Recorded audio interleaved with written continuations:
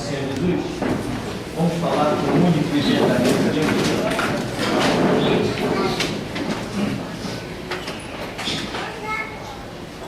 Senhor amado, Deus Todo-Poderoso, nós te glorificamos por estarmos de pé, confiantes no Teu nome, na Tua palavra, ó Deus. Não tendo nada de que nos acusar, a nossa consciência é tranquila diante de Ti, ó Deus. Os nossos sentimentos são tranquilos, porque nós sabemos, ó Deus, como a Escritura diz, examine-se, pois, o homem a si mesmo, ó Deus. E então, ó Deus, nós tendo nos examinado, nós podemos crer que até aqui nos tem ajudado o Senhor. Por isso, ó Deus, toma toda a honra, toda a glória, todo o louvor, toda a adoração. Ó Deus, toda a primazia, toda a tribuna de honra te pertence. Tu és o Senhor dos céus e da terra, Tu és o Todo-Poderoso, és aquele que opera e ninguém impede, és aquele que não vê muralhas, é aquele que não vê fronteiras, é aquele que não enxerga barreiras, é aquele que não enxerga inimigos, não enxerga exércitos opositores. Tu és Senhor dos céus e da terra, e operando, Senhor, ninguém impedirá. Por isso, Senhor, nesta manhã, opera, ó Deus, nos quatro cantos da terra, aonde a nossa voz nesta hora está chegando, e faz aquilo que te apraz. Encontra os teus soldados, encontra os teus guerreiros, encontra os teus valentes, encontra, Senhor, os teus instrumentos, dá direção ao povo que se chama pelo teu nome, para que o teu nome santo seja glorificado e os teus propósitos através de nós tomem cumprimento, ó Deus, e que nada caia por terra, conforme o Senhor falara à casa de Josué, assim seja também para conosco, que se cumpram todas as tuas boas palavras. E assim nós pedimos a tua bênção nesta manhã, em nome de Jesus. Amém. Amém. Por sentar. Nós ainda estamos seguindo o nosso esquema das perguntas, das dúvidas, né?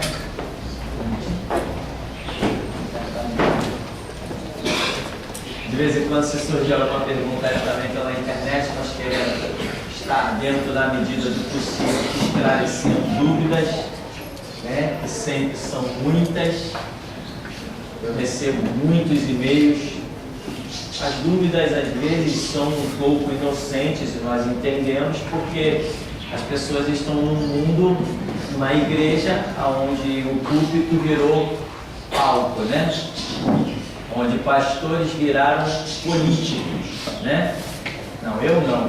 Eu sou sacerdote, sou só isso, não sou mais nada. Eu sou pregador do Evangelho e não aceito ser mais nada. Deus me chamou para isso. Então, eu tenho uma função específica. Agora, se eu, além de pregador, fosse também um deputado federal ou um senador, ou tivesse que estar nos palanques da vida, aí o sacerdócio ia ficar em falta. Porque Jesus nos tem chamado para uma função específica. E Ele canaliza todo o nosso tempo, as nossas intenções para aquilo, para que Ele possa trabalhar. Então, por aí as pessoas estão numa sequidão muito grande, não conseguem. As coisas mais simples, elas ainda têm dúvida. Você encontra ainda hoje, século 21, as portas do retorno de Cristo, e você encontra ainda irmãos da Igreja Batista perguntando: salvação se perde? Um crente fica endemoniado? Né? Perguntas de criança, quer dizer, crianças de outros ministérios, não do nosso ministério aqui. Então, eu entendo tudo isso, né? Então, às vezes eu tenho que estar respondendo essas coisas, né?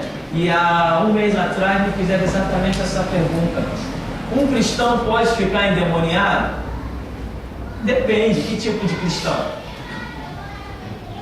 Eu não fico, porque eu fui chamado para desfazer as obras do diabo. Agora, se eu não tiver postura para com o Evangelho, eu não sou um cristão. Aí eu fico endemoniado, já estou, né? Se eu não tenho postura para o Evangelho, quem influencia na minha vida é o diabo. Então as perguntas são muitas, perguntas principalmente sobre dízimo. Eu não acredito que em pleno século 21 a igreja preste de ter a sua missão encerrada. Ainda tem gente com 15 anos de igreja com dúvida sobre dízimo. É absurdo para mim. mas isto é consequência do meio em que as pessoas vivem, né? Como diz aí as ciências humanas. O homem é produto do meio, mas ainda ele tem força para influenciar no meio que vive, né? Então, temos perguntas nesta manhã? Ninguém? Temos ali? Vamos ver.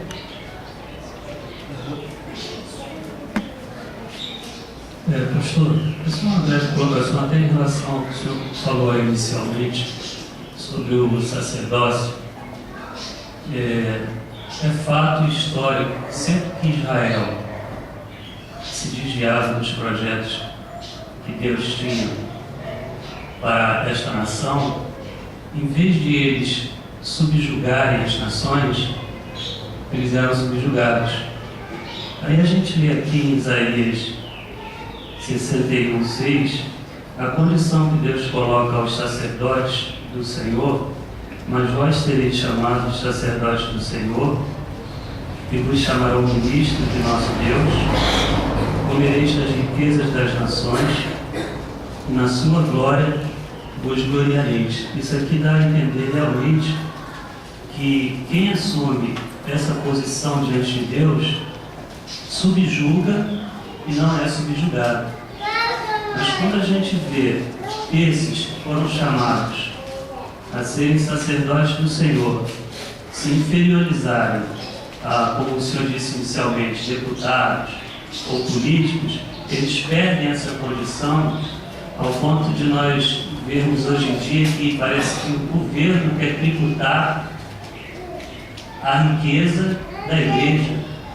Então isso é um sinal assim bem explícito de que quem se envolve ou foge do projeto de Deus, mais diretamente dizendo, quem se envolve com a política perde o seu sacerdócio, porque aqui diz que o sacerdote do Senhor subjuga, mas não é subjugado. Seria por esse caminho.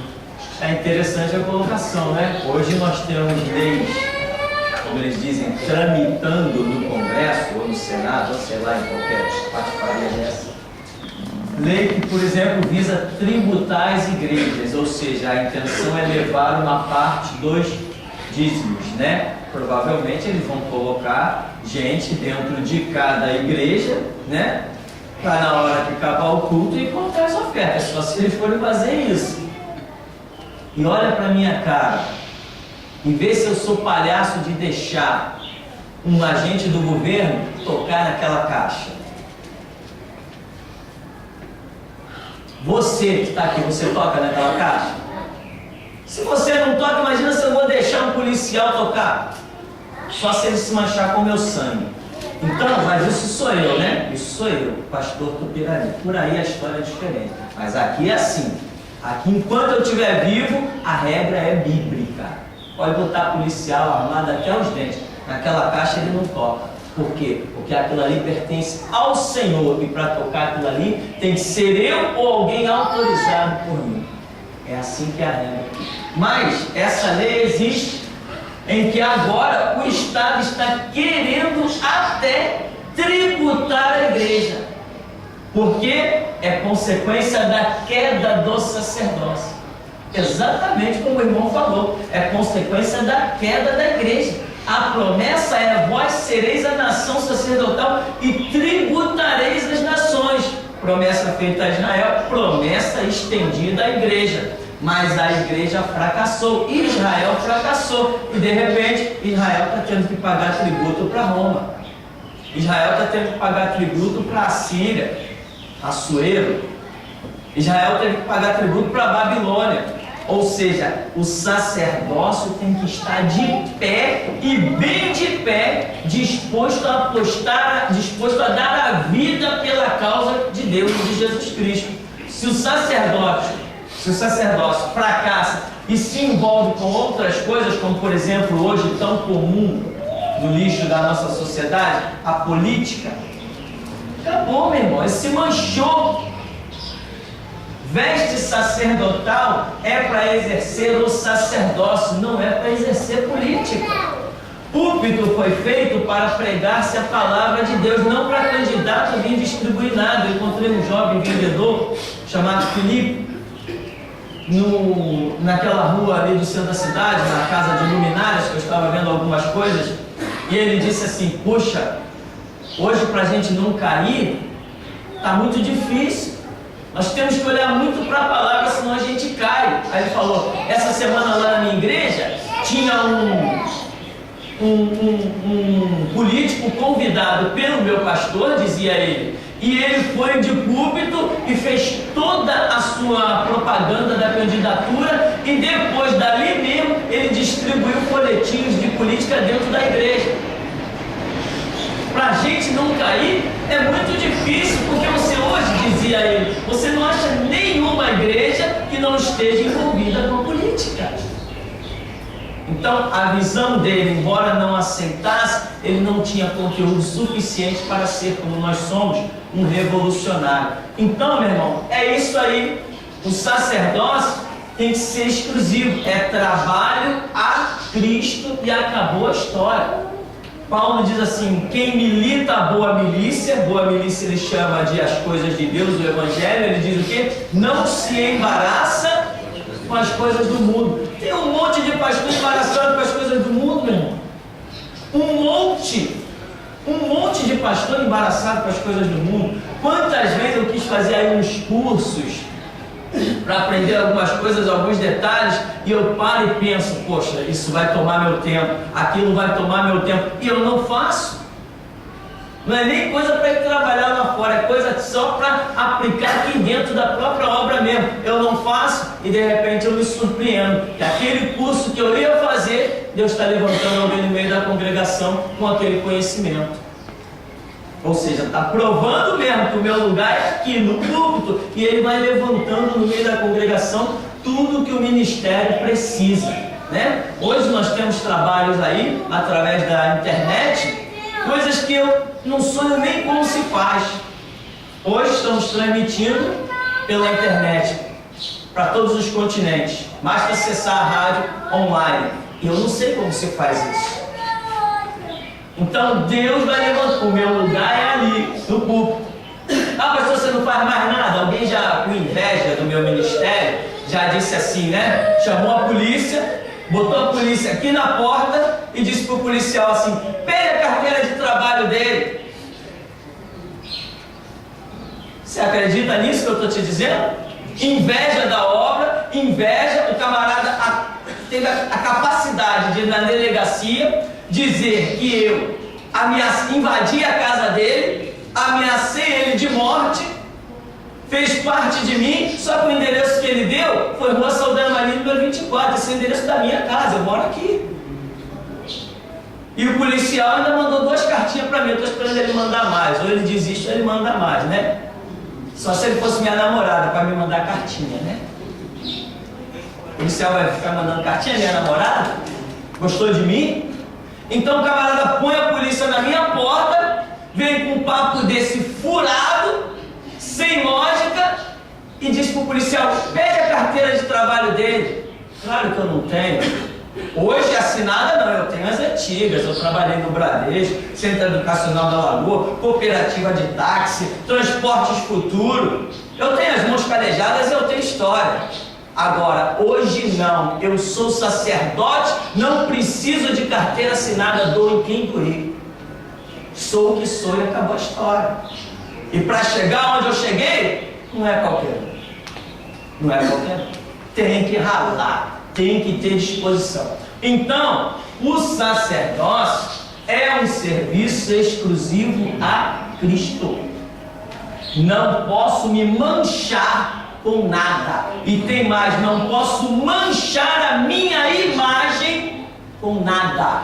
Eu não sou político e não posso apresentar político. Não sou candidato e não posso apresentar nenhum candidato. Assim como eu não sou, não posso manchar a minha imagem apresentando nenhum.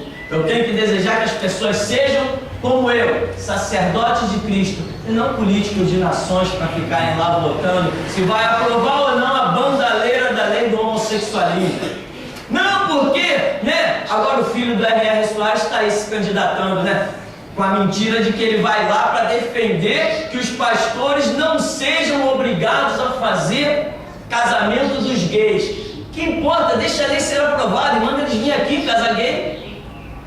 Pode aprovar a lei, eu voto a favor dela, que aprovem a lei e mandem entrar aqui na minha igreja para vir casar dois gays.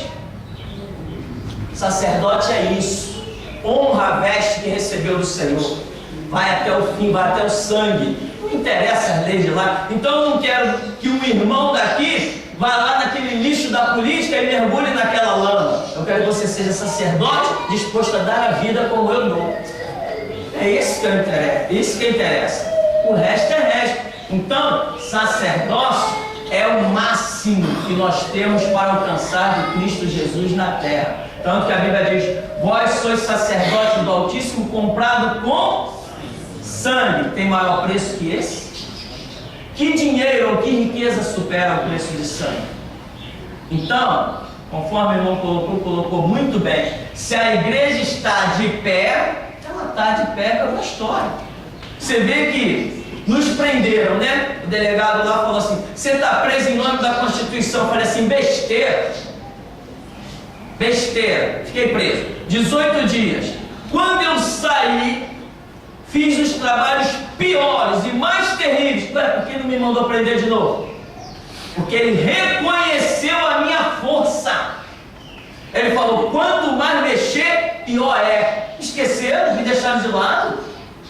Ligamos para a televisão: olha, vai ter audiência do pastor Tupirani. Nós mesmo ligamos. Outras pessoas ligaram, eu também liguei. Vai ter audiência lá do pastor Tupirani, dia tal, no fórum. Vocês não vão cobrir, não? Não, a ordem é não mexer mais nesse negócio. Por quê? Está com medo de mim? Eu não uso armas, eu não uso espada. Está com medo de mim? Eles reconheceram que a minha força é muito grande. Quanto mais mexe, pior é. Quanto mais mexe, mais eu cresço. Então, sacerdócio é isso, é intocável, é inviolável. Se nós nos mantivermos na posição correta, mil cairão ao nosso lado, 10 mil ao nosso direito, nós não seremos atingidos.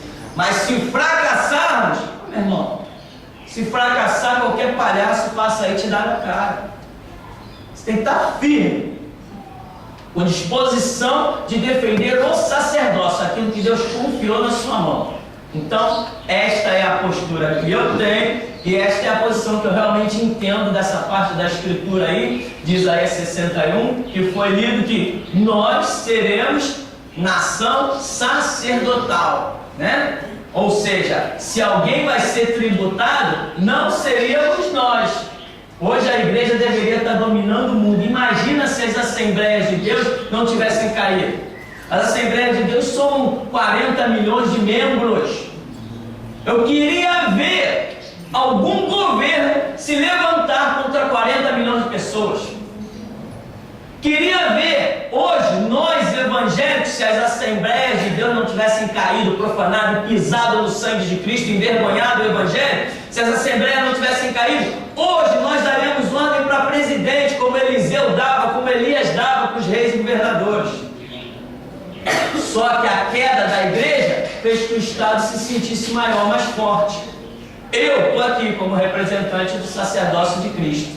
E eu sozinho, nós aqui, numericamente pequenos, temos calado todo mundo. Invadimos um fórum com camisa escrita Bíblia sim, Constituição não. Desafio qualquer ministério fazer isso.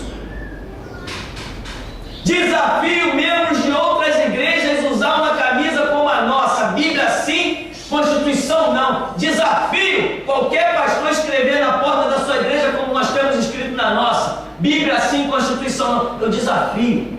Eu sou sacerdote de Jesus Cristo. E não abro mão disso. Não aceito ser mais nada a não ser isto. Então, se as assembleias não tivessem fracassado, os batistas não tivessem fracassado, os metodistas, presbiterianos, os movimentos não pentecostais, se eles não tivessem pisado no sangue de Cristo e zombado da cara de Jesus Cristo, hoje nós daríamos ordem para qualquer governador, daríamos ordem para qualquer prefeito, qualquer presidente. Hoje, um católico teria vergonha de rezar uma missa para os mortos e um espírita teria vergonha de invocar o tranca-rua. Mas não tem, sabe por quê? Porque a igreja se mancomunou com o mundo. Hoje tem pastores sem vergonhas fazendo da passeata de comissão de intolerância religiosa. Então esse é o nosso recado, né? E é isso que eu creio. Se a igreja não tivesse fracassado tanto, hoje o mundo estaria girando na palma da nossa mão. Esse era o propósito de Jesus Cristo. Mas o fracasso já estava também predito. Com a queda de Israel, hoje estamos vivendo a queda da igreja. Tem uma colocação aqui do Felipe lá de Caxias. Ele diz assim: o ex-pagodeiro Vaguinho, que pertence à Assembleia de Deus dos últimos dias, do pastor Marcos Pereira, está concorrendo ao Senado. Eles são cheios de doutrinas e se sentem santos, e não se envergonham de se misturar com essa lama que é a política. Pois é, o Vaguinho ele deveria continuar batendo o pandeiro dele, cantando o pagode dele, cantando o dinheiro dele e parar de envergonhar. É mais um que envergonha o Evangelho, né? O Vaguinho, o Marcos Pereira e toda aquela porra, aquelas roupas ridículas, achando que crente tem que ter cabelo comprido, crente não pode beber Coca-Cola, crente não pode vestir vermelho, crente, aquilo é uma bandalheira, aquilo não é igreja, aquilo é uma palhaçada. E ele é pastor só se for do diabo, né? De Jesus Cristo ele não é, porque essas doutrinas nós não conhecemos na Bíblia, na palavra de Deus. Então, o que está acontecendo é justamente isso. Mais um candidato ao Senado para se manchar com a política. Púlpito dividido. O meu Cristo, ele é absoluto. Aonde ele chega, ele quer a primazia e a soberania. E é por isso que ele já tem dito para mim: aonde entra a política, eu saio. É isso que Jesus disse para mim: aonde entra a política, eu saio. Então o Vaguinho, que ele seja lá um bom político, mas servo de Cristo, que ele fique sabendo que ele não é de jeito nenhum. Temos mais perguntas? Não? Vamos lembrar. O mundo está nos ouvindo, né? Nesta hora o mundo está nos ouvindo. De onde foi essa pergunta? De Caxias, né? Nós temos gente nos ouvindo na Alemanha, temos gente ouvindo em Madrid, na Espanha, temos gente nos ouvindo em tudo que é canto. Temos vários contatos, já enviamos os contatos. O nosso site já está com mais de 1000 acessos. Nós temos gente nos ouvindo em todo o tempo, em todo canto. E eu espero que também tenha muito delegado, muito juiz, muito promotor, muito político me ouvindo, né? Inclusive aquele garotinho que todos os evangélicos pensam que é crente, ele foi condenado a 2 anos e 9 meses, né? E para pagar cesta básicas e trabalhos comunitários, que ele estava na mesma cúpula de Álvaro Lins, que foi condenado a 28 anos, reduziu para 27, agora está com 22, então foi condenado por formação de quadrilha. Né? Mas tem gente que pensa que um crente na política pode fazer diferença. Não, Jesus Cristo já me revelou que a política é um mar revolto, incontrolável, e todo mundo que mergulha lá se mancha com a lama. Pode ser o maior crente, o maior sacerdote, até eu, se eu me envolver com aquilo, eu fico manchado. Aquilo lá não se limpa, aquilo lá aguarda a hora do juízo de Jesus Cristo. Temos mais perguntas? Não? Temos. Pastor, em Joel 2:28 fala sobre aquela promessa. Pedro também repete em Atos sobre aquela promessa. E o irmão Borelli, que aparece na televisão, ele cita que essa promessa já foi toda cumprida lá em Atos. E que nesse momento não existe mais para nós curas e tudo mais que acontece nas igrejas que são verdadeiramente pentecostais. O que o senhor fala a respeito? Nós estamos acostumados a ver bastante opiniões ignorantes como essa, né? Pessoa que não sabe o que é dobrar os joelhos, não sabe o que é se humilhar na presença de Deus, receber do alto, e ficam por aí como se fossem teólogos, né? Jogando palavras no vento, palavras que não passam do teto, né? Eu fui curado da garganta, das vistas, do nariz, da coluna. Eu fui curado de coisas que eu comecei a anotar, depois as páginas começaram a ser poucas, eu parei de anotar. Aqui em nosso meio nós temos pessoas curadas de problemas na cabeça, problemas de câncer, né? A irmã Naí aí curada recentemente, problema de câncer todo documentado. E aí vem um palhaço palhaço desse, né? E diz, não, essas curas não são mais, não existem mais. Isso aí eu ouvia do tempo que eu fui membro, durante quase 5 anos, da Igreja Batista da Gamboa, uma igreja tradicional, onde demônio não existia. Quando manifestava um endemoniado lá, pega água com açúcar aí, trazia água com açúcar para o endemoniado. E meu demônio estava com sede, queria se acalmar, alguma coisa assim. Também que Jesus curava, não, Jesus não cura mais, porque agora tem os médicos. Ora, então quer dizer que porque Deus permitiu que os homens descobrissem a ciência, ele ficou inútil. A Bíblia diz isso? Não, a Bíblia diz que Deus é o mesmo, ontem, hoje, será eternamente. Portanto, hoje Jesus continua curando, libertando, dando autoridade para expulsar demônio, dando graça para falar língua estranha, revelando em sonhos, visões e profecias. E o que está ali em Atos, né, quando Pedro diz assim, isto é o que foi predito pelo profeta Joel. Sim, é o que foi predito por ele, mas não quer dizer que acabou, encerrou ali. Não quer dizer que nunca mais haverá manifestação do Espírito Santo. Tanto que todo dia nós temos visto essa manifestação em nosso meio. Joel disse que teriam sonhos, teriam visões, né? E quantas pessoas aqui têm tido sonhos, têm tido visões, têm tido revelações? Hoje mesmo eu acordei e lembrei, tive um sonho. E Deus já vem alertando sobre essa situação um montão de vezes. E hoje alertou de novo. Então Deus continua falando. Ah, Joel disse isso, se cumpriu em Atos, que está se cumprindo na minha vida todo dia. Então não tem essa de que uma promessa de Deus, da efusão do Espírito, do poder de Deus, tenha sido totalmente cumprida. Não. Enquanto existir propósito de Deus sobre a terra, veremos a manifestação de Deus sobre a terra. Então nós temos visto cura, libertação e um monte de sinais, prodígios e maravilhas do dia a dia, né? Então esses teólogos vazios aí, sem sentido, aquilo já se cumpriu, prova que já se cumpriu. Pedro disse, tá, Pedro é Deus? Um dos erros mais graves que as pessoas têm é de pegar uma palavra de um apóstolo e colocar como se fosse um ponto final. Jesus tem palavra que é ponto final. Deus revelando as suas coisas através dos profetas, quando eles dizem assim diz o Senhor, ali pode vir uma palavra final. Mas o parecer dos profetas, o parecer dos apóstolos, o parecer dos discípulos, isso não constitui nem mandamento, muito menos palavra final. Joel disse, terei sonhos e visões. Ora, em pleno século 21, eu hoje continuo tendo sonhos e visões, porque Deus é o mesmo. Amém? Perguntas ainda? Não? Ninguém? Bom, temos aí. Pastor, é do Cláudio Diniz, lá na Espanha. Ele diz assim, obrigado por estarem na rádio pregando a verdade, pois o Evangelho está sumindo de maneira terrível.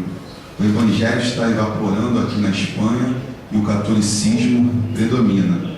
Quando estava no Brasil, eu via que os candidatos políticos, sempre em época de eleição, se diziam cristãos, só para ganhar votos e depois perseguir a igreja. E eu creio que vai ser assim, que o anticristo vai trair aqueles que fizeram alianças. Perfeito, visão perfeita. É isso mesmo que vai acontecer, né? O dragão, que é a representação de Satanás, tem como um dos seus símbolos principais a cauda.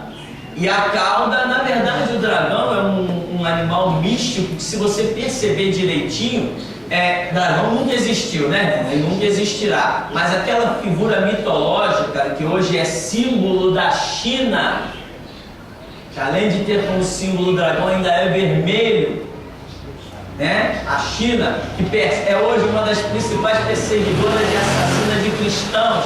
O dragão, se você observar os detalhes, desde o alto da cabeça, as costas e até o fim, é como se ele fosse uma grande cauda, porque ele é traição. Tanto que a Bíblia diz que o dragão, com a sua cauda, arrastou 1/3 das estrelas do céu. Foi a rebelião de Lúcifer que arrastou 1/3 dos anjos. Isso que foi dito por esse irmão lá da Espanha é exatamente o que vai acontecer. Aconteceu com Stalin, aconteceu com Hitler, aconteceu agora recentemente na Venezuela com Hugo Chávez, aconteceu com Mussolini na Itália, aconteceu com todos os grandes líderes que tinham a intenção de dominar as nações, e vai acontecer também no Brasil. Essa raça de pastores mau caráter, maçons e comunistas que se infiltraram na política, eles estão pensando que terão privilégios. Eles estão enganados. A igreja forma um grupo independente. Portanto, quando essa liderança se compor direitinho, os líderes vão massacrar a igreja, mesmo esses que ajudaram a colocá-los em posição de destaque, que votaram neles. Hoje você vê a Dilma, né, lá dentro das Assembleias de Deus, pregando para todos os pastores, lugares onde membros ali 10, 15 anos contribuindo ali dentro com a sua vida, com as suas ofertas, nunca tiveram direito de pisar naquele púlpito nem pegar naquele microfone. Chega a Dilma com um histórico de assassinato, histórico de terrorismo e outras coisas mais, e tem carta branca dentro das Assembleias de Deus.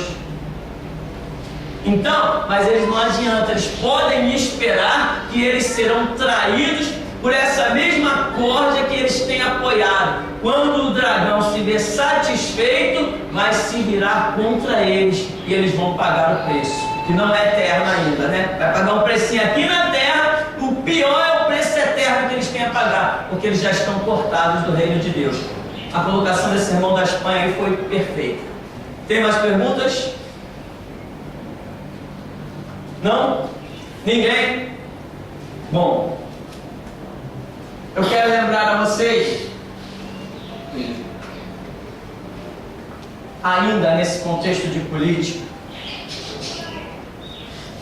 nós vamos agora entrar na época das eleições. É proibido falar, né, irmão, de eleição dentro da igreja, né?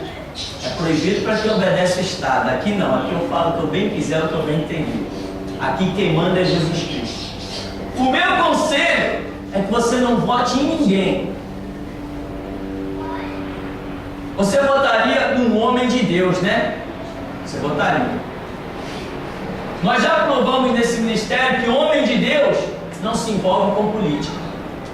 Se envolveu, não adianta aquela besteirada, irmão, de não, nós temos que colocar homens de Deus lá dentro, que é para que eles impeçam a criação de leis que venham oprimir a igreja. Irmão, a igreja nunca é oprimida por nada. A igreja sempre anda na liberdade do Espírito Santo. Mesmo sendo esquartejados, decapitados, colocados no paredão, nós sempre somos livres.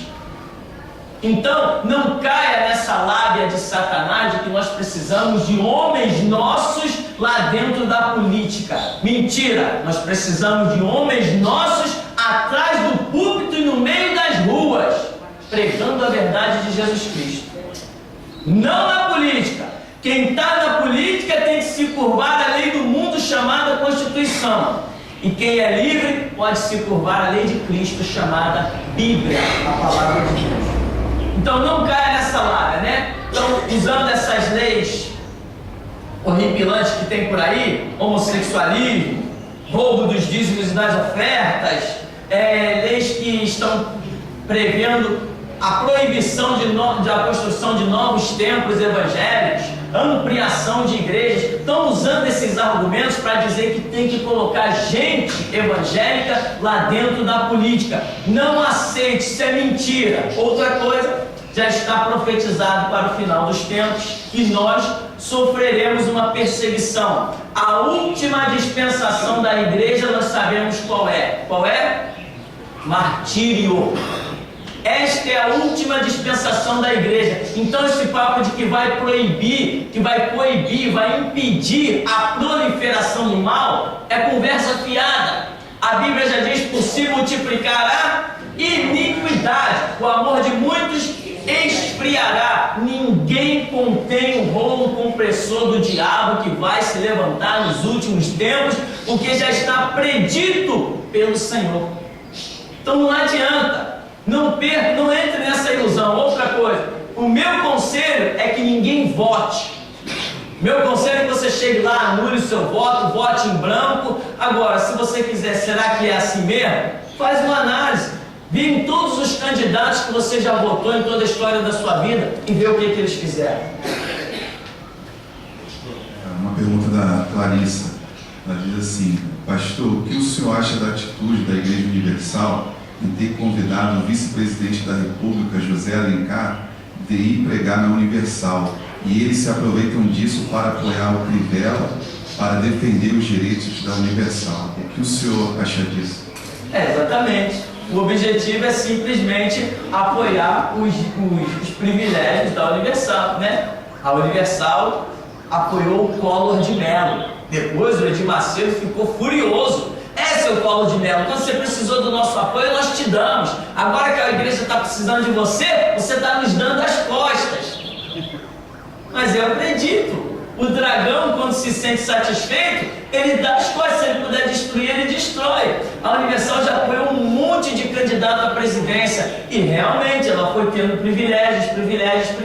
Ou seja, Satanás apoia Satanás. Demônio ajuda demônio. Nós não nos envolvemos com isso.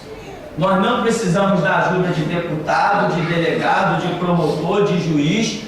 Nosso Jesus tem chave que abre todas as portas, Ele tem poder para subjugar todas as obras, Ele opera e ninguém impede, Ele determina e não volta atrás, ninguém diz para Ele o que fazes, ninguém obstrui a operação dEle. Então, conforme essa colocação aí, o que eles estão buscando são privilégios, nós não. Já recebemos muitas propostas. Poxa, qual é o deputado, qual é o político que apadrinha lá a sua igreja? Me perguntou um pastor cego de uma Assembleia de Deus. Falei, como assim? Ele falou assim, não, toda igreja tem um padrinho, né? Quem é o padrinho lá? Eu posso te apresentar. Eu falei assim, não, o melhor eu já conheço, é Jesus Cristo. Ele é o padrinho da minha igreja. Não, mas quem que tem um político? Eu falei, lá não, lá político não pisa. Meu púlpito é santo, só quem fala no meu púlpito é Jesus Cristo e eu com a permissão dele. Não, mas aí você vai desaparecer, você vai sumir. Eu falei assim, quero ver. E essa brincadeira já tem 10 anos. Vê se eu sumi, vê se eu desapareci. Então, meu irmão, isso aí que acontece, né? Na Universal, nas assembleias, os batistas também, os metodistas, presbiterianos, os luteranos, está todo mundo buscando um apoio político com medo de perseguição. Nós não, nós queremos a perseguição e ansiamos por derramar o nosso sangue para glorificar Jesus Cristo. É uma pergunta do Leandro, lá de Salvador. Ele diz assim, pastor, quais as passagens bíblicas que o Senhor tem para combater o cristão com a política? Pois quero entrar nessa guerra, mas estou desorientado com relação a isso. Passagem bíblica, né? As pessoas têm essa mania de tudo querer uma passagem bíblica, né? Quando eles já disseram assim, me prova biblicamente que existe a Trindade. Aonde na Bíblia está a palavra Trindade? Não está. Então, porque a palavra Trindade não está na Bíblia, então eu não tenho como provar a Trindade? E tantas outras palavras que nós usamos termos aí para falar no nosso meio, que entendemos muito bem, não estão determinadas palavras na Bíblia. Mas nós detectamos na Bíblia o que? O sentimento de Deus, o mover do Espírito Santo, né? Embora para a política nós temos um monte de passagens bíblicas. Quando foi que Jesus Cristo sentou na mesa com o político? Nunca, né? Quando pegaram, é lícito pagar tributo a César? Seus hipócritas, de quem é essa esfinge aí? Aí ele senta, dai a César o que é de César e a Deus o que é de Deus, ou seja, um para lá e outro para cá, cada um tem o seu direito, é problema de cada um, né? O mundo vai ter os seus impérios aí, vai impor coisas, né? A quem tributo, tributo, a quem honra, honra, uma coisa separada da outra. Quando foi que nós vimos Elias sentar com um político? Quando foi que nós vimos Eliseu sentar com político? Quando foi que nós vimos Jeremias sentar com político? Ezequiel, quando foi que nós vimos? Nós nunca vimos. Nunca vimos. Quando foi que nós vimos Daniel se curvar às leis do rei? Ele está cativo, ele está sujeito. Deus o mandou lá e disse que se submetesse, porque toda a nação de Israel tinha que se submeter àquele cativeiro. Mas quando foi que Daniel, Sadraque, Mesaque e Abednego abriram mão da lei de Deus para obedecer à lei do império? Por isso existiu a cova dos leões para Daniel, a fornalha para Sadraque, Mesaque e Abednego. Então, nós temos que detectar isso. O caminhar, a revelação. Temos que dobrar os joelhos e perguntar a Deus: com que eu me envolvo, com que eu não me envolvo. Então eu não tenho que ficar catando na chave bíblica uma palavra, eu tenho que procurar entender o mover do Espírito Santo. E essa operação é que vai me dizer que caminho eu devo andar, né? Então, não é necessariamente encontrar a palavra lá na Escritura. Hoje nós falamos algumas palavras pouco vistas: dispensação, mover do Espírito Santo. Acha essa expressão na Bíblia, mas nós sabemos muito bem o que é. Sabemos muito bem o que é. Revelações. Poucas vezes você vê a palavra revelação. Você vê os profetas dizendo: veio a minha palavra do Senhor. Mas você não vê o profeta dizendo assim: eu tive uma revelação. Então não quer dizer que uma frase já fabricada, uma palavra determinada tem que existir, né? A Trindade. Olha, eu conheço o Pai, o Filho e o Espírito Santo, mas eu não acho na Bíblia a palavra Trindade. Então, nós não temos que buscar exatamente expressões na Bíblia. Nós temos que procurar entender os propósitos de Deus, tá? Pastor, a primeira pergunta é de um ouvinte lá de Fortaleza. Ele diz assim: tem muitos que usam o argumento que José foi governador. Isso justifica? José governava com leis humanas ou com os mandamentos de Deus? Daí, né? Essa própria pergunta já faz jus a uma resposta. Porque José foi governador no Egito. Faraó disse o que para ele? Está aqui o meu anel. Eu sou só maior que você no trono. Agora, nenhum homem levanta pé no Egito sem a tua ordem. Então, José fez coisas, ele dominou, absolutamente ele dominou. Se ele dissesse mata, está morto. Se ele dissesse vive, está vivo. Lembra o que ele fez com os irmãos dele? Prende. Prendeu. Vai ficar aqui, vai buscar o outro lá, enquanto o outro não vier, tu vai ficar aqui escravo. Ficou.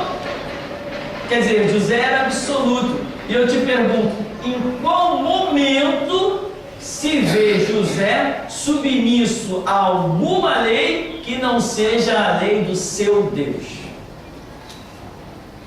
Quando José é levado pela caravana de midianitas até o Egito, e ele é apresentado como um escravo diante de Potifar, todos os escravos que foram apresentados se curvaram.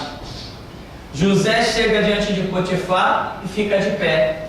Potifar diz assim: ué, tu não te curvas, escravo? E José diz assim: Senhor, eu só me curvo diante do meu Deus. Aí Potifar diz assim: ué, mas qual Deus? Aqui no Egito nós temos centenas de deuses, qual é o teu? E nem deixa ele responder e segue-se. E aí o que está apresentando José diz assim: não, ele é um bom escravo, não repara a língua dele afiada não, ele é bom escravo, ele é forte, a vida dele é fazer orações. Aí Potifar disse: não, eu quero esse daí. No entanto, ele foi governador na casa de Potifar, e vem ser governador de todo o Egito. Tem uma vida íntegra. Por quê? Porque guardava a lei dos homens ou guardava a lei de Deus? Por que José não adulterou com a mulher de Potifar? Porque ele guardava a lei dos homens ou porque ele guardava a lei de Deus? Por que José prosperou? Porque ele guardava a lei de homens ou porque ele guardava a lei de Deus? Será que justifica esses malditos dizerem que José foi governador do Egito? Então por isso nós podemos mergulhar na lama chamada política? Desde quando José foi um político? Desde quando José foi eleito por homens? Desde quando José foi sujeito a votos? Desde quando? Então, se um dia Deus me disser assim, eu escolhi fulano para governar a nação brasileira, então esse fulano tem que assumir o poder sem que ninguém vote nele, porque ele foi eleito por Deus. Quem é eleito por Deus não depende de voto. Quem votou em Moisés? Quem votou em Josué? Quem votou em mim? E no entanto Deus falou, eu te escolhi, vai para a tua casa e funda a minha igreja. Todos os pastores votaram contra. Mais uma igreja? Que isso? Não faça isso não. Fiz e está feito há 11 anos e até aqui me ajudou o Senhor. Então, José foi governador, mas em nenhum momento vimos José dizer assim, eu estou fazendo isso porque na lei de Faraó diz isso ou aquilo. Não, todas as atitudes de José, nós vemos que são conceitos divinos que estão revelados na Escritura. Inclusive, a vida de José, por estar debaixo da lei de Deus, vem a se revelar como sendo a tipificação perfeita de Jesus Cristo no Antigo Testamento. Então, o argumento de que José foi governador no Egito não quer dizer nada, absolutamente nada. José governou, embora ele tenha recebido o título de governador, quando olhamos para a vida de José, na verdade o que vemos é um sacerdote. Mas quem é cego não enxerga que ali está um sacerdote. Ali está um sacerdote e não um governador. Porém, o nome que é dado na época é governador, mas que José era sacerdote, isso era. Por quê? Porque todas as suas atitudes são de acordo com as regras de Deus. Pergunta do Ricardo lá de Sorocaba. Pastor, os assembleanos aqui usam essa passagem. Quando o justo governa sobre os homens, quando governa no temor de Deus, é como a luz da manhã ao sair do sol de uma manhã sem nuvens, como o esplendor depois da chuva que fez brotar a terra a erva. 2 Samuel, capítulo 23, versículo 3 e 4. Certo. Ou seja, sempre tem uma palavra para enganar o povo. O que o irmão disse está certo, o evangelho está sumindo. Será que ninguém percebe? Pois é, sempre tem uma palavra para enganar o povo, sempre tem mesmo. Por isso que a ordem aqui, irmãos, nós estamos batendo 100 mil reais nessa construção, para você ter um lugar ali para chegar a estudar com áudio, vídeo e livros. 100 mil reais, não me pergunte de onde saiu esse dinheiro. 100 mil reais, estamos aqui no alto desse morro batendo 100 mil reais. Segunda-feira eu tenho mais 1.000 reais de cartão para pagar. Está baixando, graças a Deus está baixando, mas tem ainda. Então, 100 mil reais para você estudar. Se você não tiver, como a Bíblia diz, a língua afiada com uma pena de um destro escritor, passagens bíblicas te enganam. Lembra que o diabo usou para Jesus? Está escrito. O Senhor dará ordem a teu respeito, os anjos vão te tomar na mão. Então pula daí.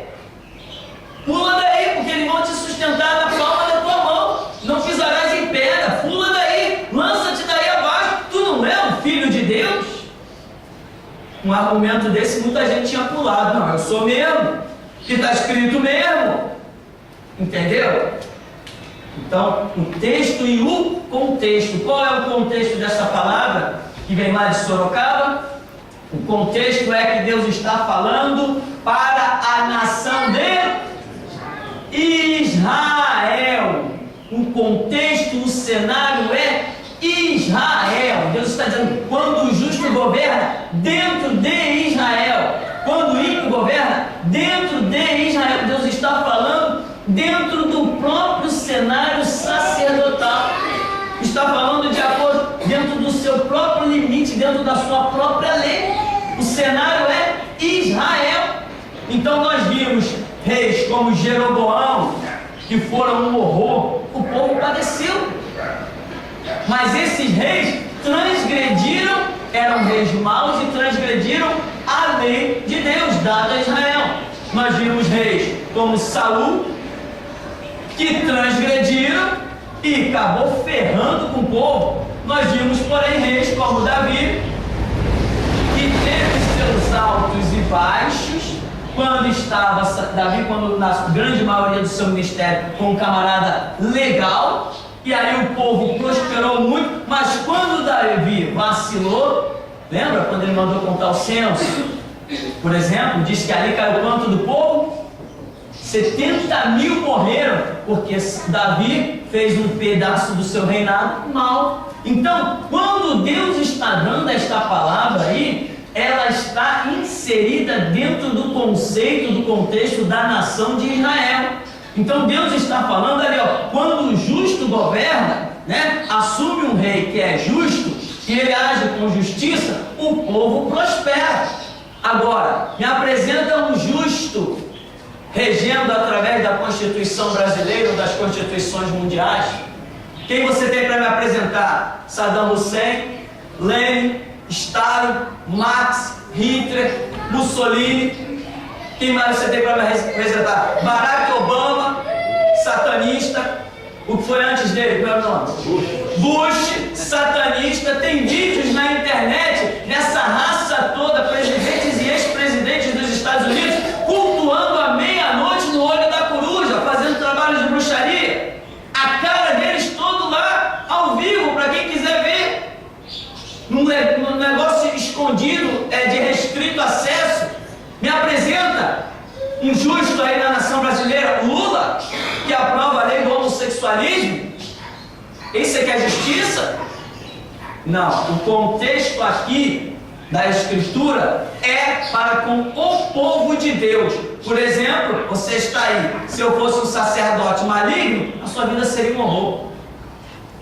Você ia viver em opressão, você ia entrar na igreja e ia sair chorando, você não ia ter felicidade, você vinha falar comigo, eu ia te dar um fora, entendeu? O clima da igreja não seria bom, não ia prestar, por causa do meu reinado.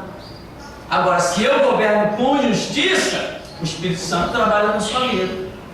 Então, meu irmão, a questão é essa. Quando um rei era bom, o povo realmente prosperava. Quando o rei era maligno, lembra de Josias? Josias foi um rei bom.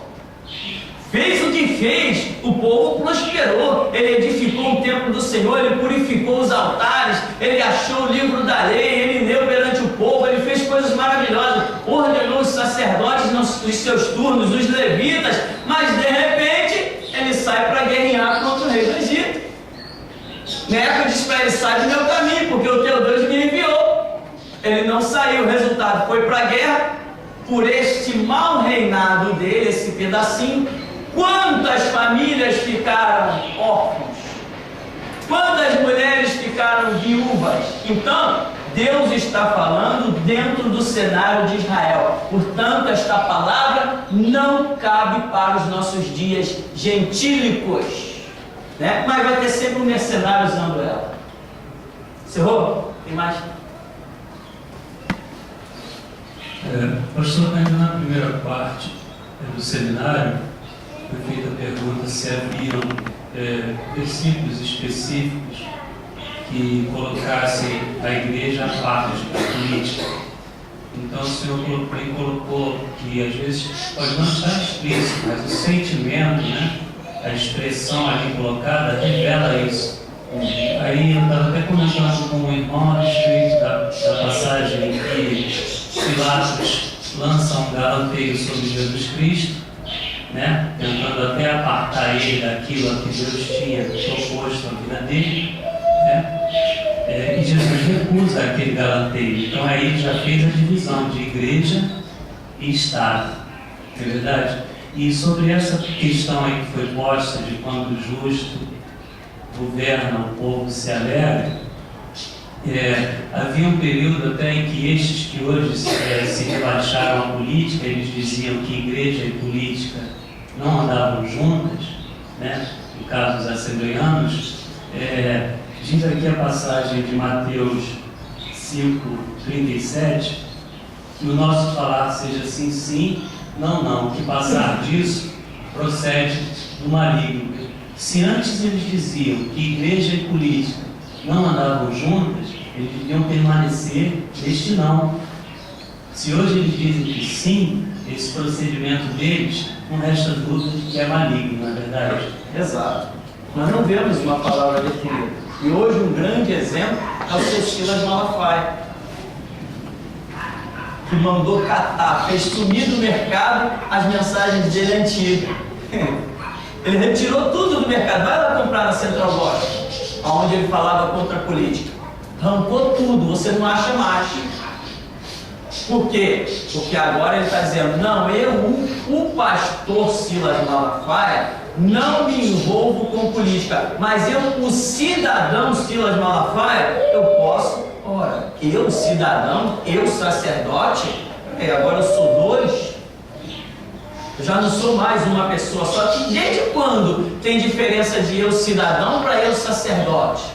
Não, eu sou sacerdote. O conceito de cidadão é o habitar em uma cidade. Isso aí todos nós somos, até os animais, se você quiser chamar de cidadão por habitar numa cidade, você chama. Habitamos numa cidade. Agora, o que somos dentro dessa cidade? Somos sacerdote. Opa, acabou a história. Sacerdote não apoia político. Sacerdote não vira político. Então, esse cenário, esse contexto é a realidade. Muita gente vai procurando argumento, vai procurando palavras, né? Lembra que teve o Silas Malafaia fez um debate na rádio, naquele lixo daquela rádio Melodia e naquela El Shaddai, que não é um lixo, né? As pessoas pensam que aquilo ali é rádio evangélica, não é mesmo. E ele dizia, olha, me lembra que Eliseu falou para a Sulamita, quer que se fale alguma coisa a teu respeito ao rei? Então ele diz, está vendo? Eliseu tinha envolvimento com a política, mas esse argumento, Eliseu está demonstrando que ele é autoridade sobre o rei. Se ele chegasse lá e dissesse ao rei, olha, cuida da casa daquela mulher lá, acabou, ele sabia que ia cuidar, porque ele é autoridade, ele está ali. Todo rei, todo capitão que chegava diante de Eliseu, se curvava diante dele e chamava de meu senhor. Todo mundo que chegava diante de Eliseu o reverenciava. Capitães, governadores, reis, seja lá quem fosse, chegava diante de Eliseu e se curvava. Então Eliseu tinha autoridade. Quando ele vê a mulher necessitada, a mulher que não tinha filho, e ele diz assim, você quer que fale alguma coisa a teu respeito para o rei? Ou você quer que eu dê alguma ordem lá a teu respeito? Aí o homem vem e inverte os papéis. Diz que Eliseu era amigo do rei. Eliseu não era amigo do rei. Eliseu tinha autoridade sobre o rei. Se ele chegasse lá, enquanto todo mundo tinha que se identificar, ele chegava, todo mundo já sabia quem é ele. O que o senhor deseja? Quero falar com o rei. As portas se abriam, ele chegava, tem uma mulher lá em tal lugar, faz beneficência à casa dela. Virava as costas e ia embora, ele sabia que assim ia ser feito.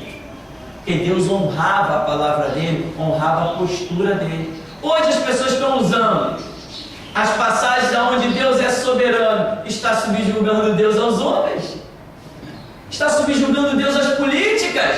A palavra de Deus já não é mais soberania nos púlpitos. Deus já não é mais o soberano, Deus já não opera mais por onde quer. Ele agora está submisso a médicos, ele está submisso a prefeitos, ele está submisso a governadores. Não, o meu Deus não. O meu Deus não está submisso a ninguém. O meu é soberano. Dá a vida a quem quer, tira a vida de quem quer, opera, não pede licença a ninguém e cumpre os seus projetos. E eu busco estar incluído nos seus projetos. Por isso estou de pé. Até aqui me tem ajudado, Senhor. Então, irmãos, todos esses argumentos que as pessoas usam, se você tiver dúvida, o que é comum, é normal ter dúvidas, vai orar. Vai orar, porque Deus vai te trazer a revelação. Nós temos duas mensagens aí que eu considero algo muito tremendo do nosso ministério. Jesus é o rei, conhece? Jesus é o rei. E o cristão e a política. Essas duas mensagens nós temos distribuído constantemente, mas se leva desse CD, às vezes os irmãos vêm pedir, e lá vai essa mensagem mundo afora. Jesus é o rei e o cristão é a política. As duas cabem num CD só. É algo que quando bate dentro das igrejas, os pastores ficam doidos. Chega ao ponto de dizer assim, mas vocês assim querem me ferrar. Nenhum disse aí, né? Nós distribuímos um CD desse no lugar, vocês assim querem me ferrar. Ferrar ele? Não, estou querendo livrar ele do inferno, né? Mas não é muito possível não, meu irmão. Depois que se mancha com a lama da política, a lama mais terrível, a lama que eu acho que ainda não inventaram água para limpar, é a lama da política. Essa daí pega que é horrível. Então, meu irmão, cuidado. Conquistar uma posição espiritual, conhecer Jesus Cristo, é com muita disposição, muita renúncia, muita lágrima, muita dor. Mas para você se manchar com alguma coisa e cair, é da noite pro dia. Rapidinho você cai. Às vezes para construir um prédio, e um prédio de 20 andares aí, é 5, 6 meses com as novas tecnologias para construir. Para deixar tudo bonitinho. Daqui a pouco vem uma lei, não, vai ter que ser implodido. 30 segundos, vem tudo abaixo. Acaba tudo. Uma pergunta lá do Romo, né, de Santa Catarina. Diz assim: gostaria de fazer um comentário. Há tempos atrás, Marcos Feliciano disse em uma pregação que alguns homens iriam lhe oferecer uma maleta de dinheiro. E ele disse que foi orar, e Deus disse a ele para não se rebaixar, E hoje ele é um candidato, político. Esse aí também foi. Já fez declarações tipo, eu não me rebaixo a ser um político. Aí agora tem um vídeo dele na internet tentando dar uma explicação para isso, que não era bem assim o que estavam dizendo, não era bem o que estava pensando, que isso não significava bem o que estão interpretando, porque agora ele é candidato. A que ele é candidato? Deputado federal, Marcos Feliciano. Ou seja, é sempre aquilo que nós vemos. Quando uma pessoa é realmente um sacerdote, que ela começa a cair, ela acaba na política. Porque a política é o último estágio da vida de um homem. É ali que se perde todo o resto de dignidade que alguém possa ter. É ali na política que as pessoas se tornam mentirosos, assassinos e, como lá no Nordeste, pedófilos e estupradores. Uma raça de senadores foram pegas nas orgias com meninas de 12, 13, 14 anos. Política é o resto, é o último degrau do declínio de um ser humano, se chama política. Não existe ninguém bom lá. Se fosse bom, não estaria naquela hora.